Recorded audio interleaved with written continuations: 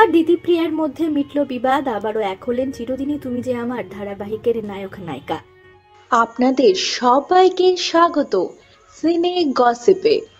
কয়েকদিন ধরে জিতু আর দিতিপ্রিয়ার মধ্যে বিবাদ ছিল তুঙ্গে। চিরদিনই তুমি যে আমার ধারাবাহিকের নায়ক নায়িকা জিতু আর দিতিপ্রিয়া একে অপরের দিকে আঙুল তুলেছিলেন। তারা একে অপরের বিরুদ্ধে নানা অভিযোগ এনেছিলেন। তাদের ভার্চুয়াল বিবাদ দেখে দর্শকদের মনও হয়েছিল ভার। পরিস্থিতি এমন হয়েছিল যে ধারাবাহিক বন্ধ হয়ে যাবে এরকমও রটেছিল অনেক কথা। তবে অবশেষে জিতু আর দিতিপ্রিয়ার ধারাবাহিক আর বন্ধ হচ্ছে না। অভিনেত্রী দিতিপ্রিয়া রায় তার সামাজিক মাধ্যমে লিখলেন, প্রোডাকশন হাউসের সহযোগিতায় আমার সহ অভিনেতার সঙ্গে যে ভুল বোঝাবুঝি ছিল তা মিটিয়ে নিলাম। আর সেই লেখাটি স্ক্রিনশট শেয়ার করলেন অভিনেতা জিতু কমল। তিনি লিখলেন, আমার সহ অভিনেত্রী ছোট আজও আমার স্নেহের পাত্রী। আমিও আর এসব মনে রাখলাম না।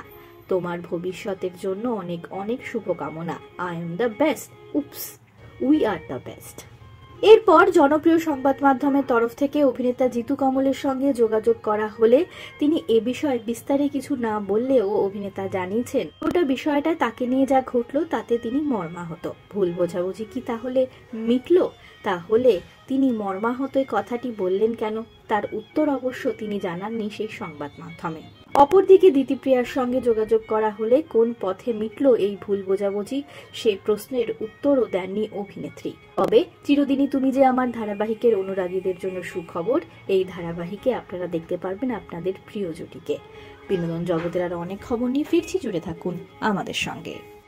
আমরা হলাম সিনে গসিপ, জুড়ে থাকুন আমাদের সঙ্গে। সাবস্ক্রাইব করুন আমাদের এই ইউটিউব চ্যানেলটি।